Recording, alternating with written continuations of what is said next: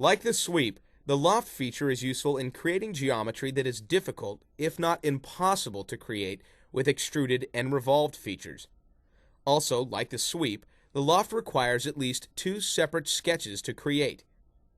The main difference between the loft and the sweep is that the loft allows the use of different shaped cross sections, like the transition between the rectangle and the circle you see here. Before we can use the loft feature, we have to create two sketches. Switching to the sketch toolbar, I'll start by inserting a sketch here on the top plane. Sketch a rectangle and exit the sketch. Now I'll create a plane that is offset from the top plane.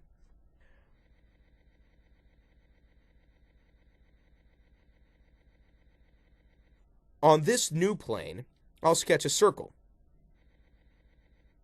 and exit the sketch.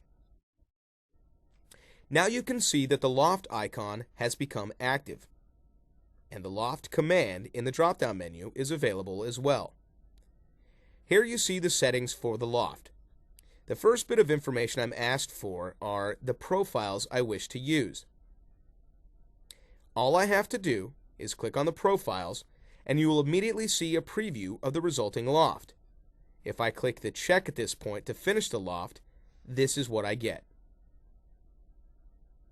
Using the loft like this can be convenient when you encounter a design that calls for a specific profile on one side and a different profile on the other, without really caring about what happens in between.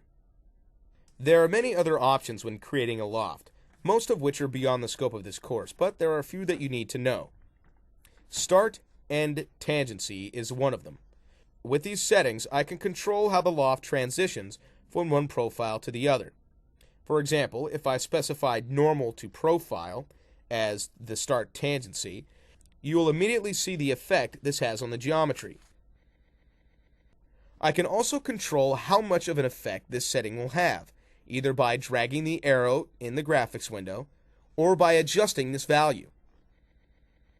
If I also add end tangency, the geometry can be controlled even more. If you notice the tangency being applied in the wrong direction, just click this button to change it.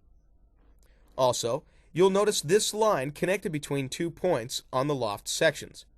This segment is a connector that controls the geometry of the loft. I can move the connector to connect different sections of the profile sketches together, and you see the resulting geometry change. You can add more connectors by right-clicking on one of the profiles and selecting Add Connector. You can reposition the connectors by clicking and dragging the endpoints to control the loft geometry. There's one last option I'd like you to be aware of that comes into play when creating a loft that results in a closed shape. Here I have 4 individual sketches. As I pick each sketch to be used as a profile for the loft, you can see the preview updating. However, I want this loft to come back and close on itself to form a ring. If I come around and pick the first profile again, instead of closing, this profile will be unselected. The proper way to close the loft is to pick all the profiles, like I did before. Then use the Closed Loft checkbox in the Property Manager. Right away, you can see the result I was looking for.